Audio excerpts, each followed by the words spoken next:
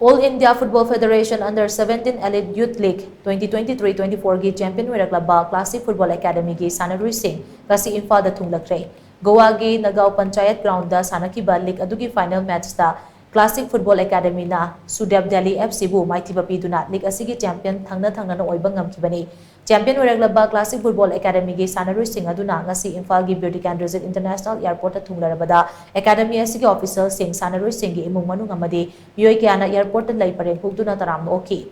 Team adugi captain Aisuras na hai team coach sing na yamna thawai yauna hotnabadagi handaksu champion oirakpa ngambani. Team asida sanariba Sannaroi sing na yamna thawai yauna hotnaki haiki.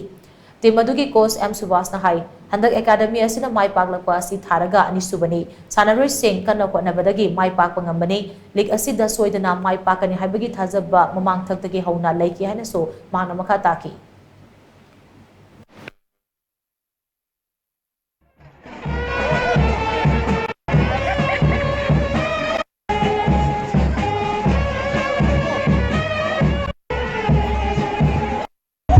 Punna mana wa kan na hona jar ko sidi mai pa thole Manipur ma ki thong ta ju mai pa la thole si le amrao